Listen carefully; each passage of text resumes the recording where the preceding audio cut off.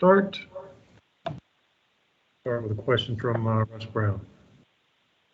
You unmute, Coach, if you haven't.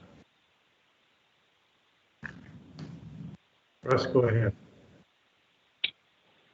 Oh, okay. Yeah, Chris, we know that Alvarado and Carlik are two of the best guards in the ACC. What do you see as the similarities and differences with those two, and how important do you see that matchup being to the outcome Monday? Got a little feedback.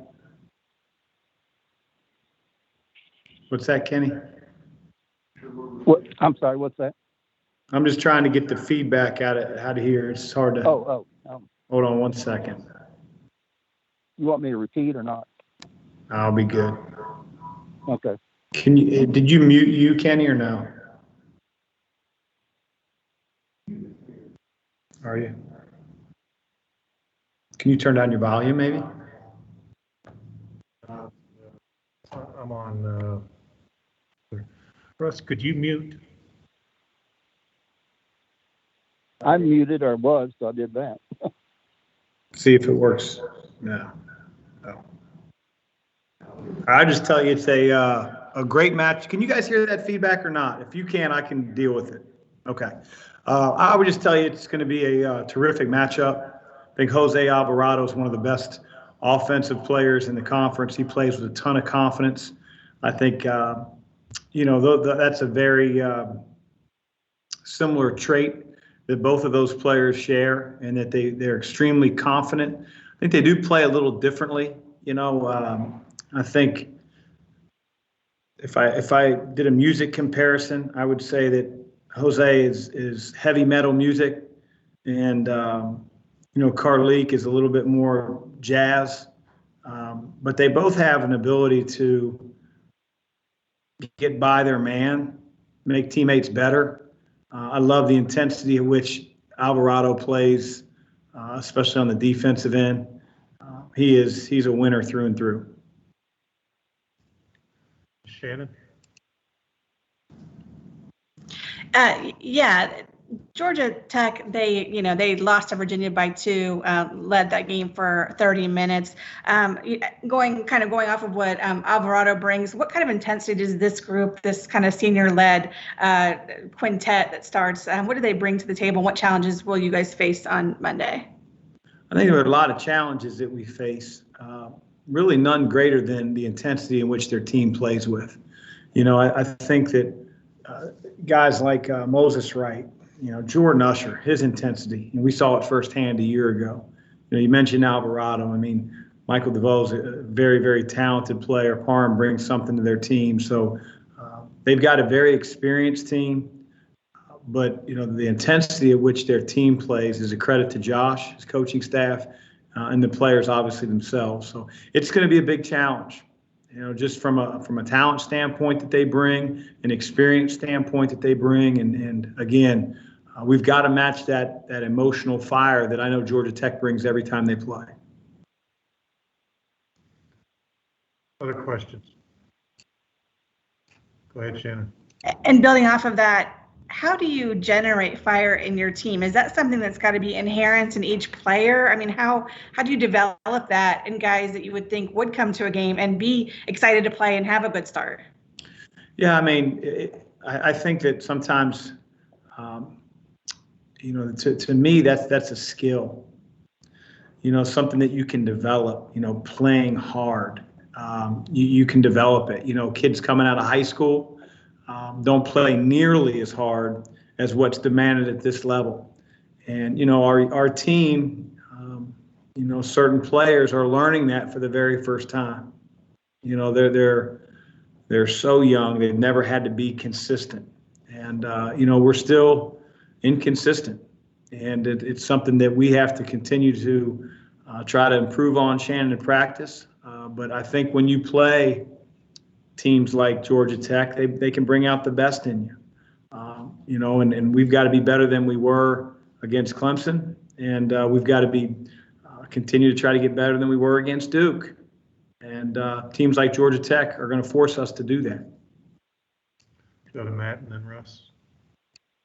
Hey, Coach, this is Matt McGavick with Sports Illustrated. The last couple games out, you've kind of shaken up the lineup a little bit based off of the effort that you've seen in practice. Is there a chance we could see this lineup kind of get shaken up again for this game up against Georgia Tech? Or do you think that we could see Quinn Slazinski start for a third time? Yeah, man, I really don't know.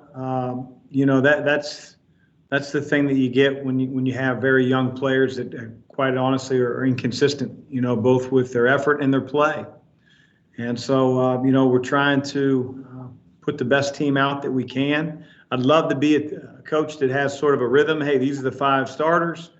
These are guys that are going to come off the bench. I think Sam has responded in a very positive way. I think his play the last couple games, his practice habits. We're going to, we may not be, solid in terms of every night rolling out the same lineup until we get consistent. And so it's chicken or the egg.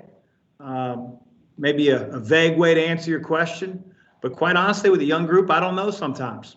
And that's what causes coaches to lose their hair. As you can see, it's happened to both of us. And we'll see what happens as we move forward. Russ? Yeah, Chris, going back to the Clemson game and how they defended Carleek and David, who obviously had not very good games. Did Clemson do anything different than other teams had tried to do, or did they just do it better?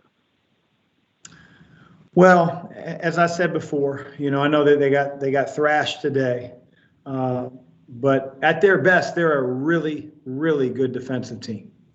And against us, they really forced those 2 guys into making some decisions that we've got to be able to capitalize on. We've got to be able to hit a couple open shots.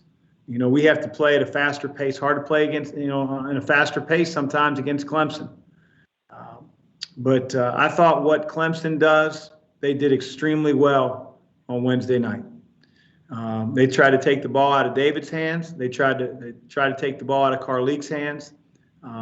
While their pressure didn't force any turnovers, it forced guys to bring the ball up with a man, in their back pocket the entire game. And, again, we've got to be able to get some guys to make a few shots. And then the ones we miss, we got to do a better job on the offensive glass. I was proud of our group in the sense that our offense was deplorable. It's bad.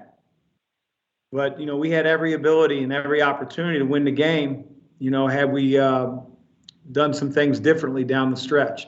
With the young team to hang our hat on our defense on the road and give ourselves a chance to win, I'm disappointed by the loss, and we've got to learn from it.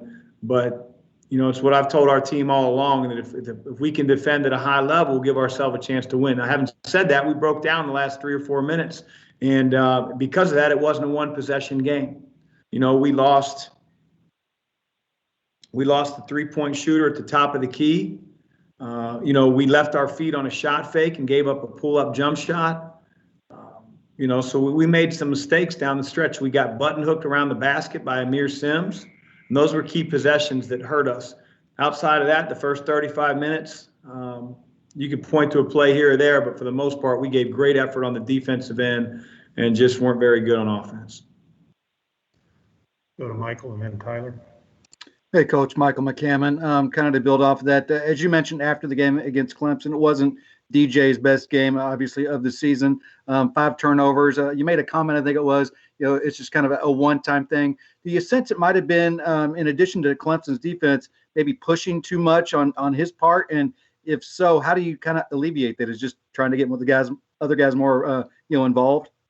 Yeah, like I said that night, I thought Dave sort of reverted to some of the things he did as a freshman. I thought he got sped up. You could see it on a couple traveling violations where, it wasn't like he traveled on at the end of his move, trying to step around or lose a pivot foot. It was the start of his drives a few times. I thought Dave put himself in a really bad position by spin dribbling. Again, if you put your back on the defense, it might be okay on the man guarding you, but you lose vision of the players on the side of the floor that you're spinning blindly towards. And that hurt him, and that cost him. And we need him as a sophomore to play like an experienced junior or senior. The good thing about Dave is, he's humble enough to accept those things as they are, mistakes, and try to get better and learn from them. He didn't play very well. When David doesn't play very well, Carleek doesn't have a great game, it's going to be hard for us in this league against some of the teams that we're playing to win games. And I think that was evidence the other night, especially on the offensive end. Tyler? Chris, what's the biggest thing you've noticed out of Quinn in these past 2 starts and how he's responded to it and what he could learn from it? Yeah, Quinn has given us some good moments and some, not so good moments that he has to improve from. What I really like about Quinn is he understands what's happening on the floor and communicates that to his teammates on either ends of the floor. If defensively he recognizes an action that the other team is running, he's generally smart enough and loud enough to make sure the rest of his teammates know what's happening. And that gives great comfort to guys on the floor. Offensively, I think he's a really good ball mover. He's shot the ball from 3 much better in conference than he did before conference play, much better. And we need that. But having said that, he hurt us to begin the second half. He hurt us defensively. And that's always been a challenge for Quinn. We need him to toughen up individually, be able to block out, not get ducked in around the basket. And I think for the most part, he's done a much better job over the last 6 to 8 games, but he didn't do a great job coming out of the second half. And that's why we put him out of the game so quickly in the second half. But there's a lot of good things he's bringing. And, we just need that more consistency out of him. Take the last 2 from Shannon and then Russ. Charles Minlin scored his first points of the season last game, but is still acclimating to playing and getting used to practice after that knee injury. What's a good expectation for him as you go through February in terms of him being where you want him to be on offense and defense? Yeah, I think, when Charles gets to the point where we saw him before the injury, I'd like to think that he'd be a guy that can, knock down shots from the perimeter. With Carleek and David's ability to get in the lane, his ability to knock the 3-point shot down, not at a Ryan McMahon level, but to really honor him. I think that he'll also be a guy that can exhibit some poise for our team. And, he's been in college basketball now going into his 5th year. He should be able to exhibit some poise for our team, on both ends of the floor, that recognition I talked about with Quinn. And Charles is a guy that'll do anything that he can to help the team win. I still don't think he's all the way back where we need him to be, but he's much better than he was when he first got in at Wake Forest. And so I'd like to think that, as the games continue to roll out, he gets more comfortable in practice, more comfortable with extended minutes, that we can trust him even more on the floor. Russ? Yeah, Chris, Russ Brown again. To refer back to your comment about Sam, did you have any sense before you started bringing him off the bench that he might play better, or was it strictly a practice thing? Well, as I told you guys, I wouldn't be a truth teller to my team if I said, hey, the most effective players in practice are going to start, and then just roll out the same lineup if those players weren't the most effective in practice. And, Sam wasn't that week. And that's why I put the 5 that I did on the floor. And, coaches don't care who plays. The media, I don't think you guys care who plays. Fans ultimately really don't care who plays. They want to win games just as the coaches want to. And so, we're going to judge, what we see in practice every single day and put the best 5 that we can on the floor. Having said that, I love Sam's response. You can either pout about it and not improve your play, or you can sort of look inward and say, what can I do to show coach that I should be one of those guys? And he's done a really good job. And so again, back to the previous question, who knows? What we're going to do in terms of like who starts, who comes off the bench. Ultimately the minutes shake themselves out to the best players.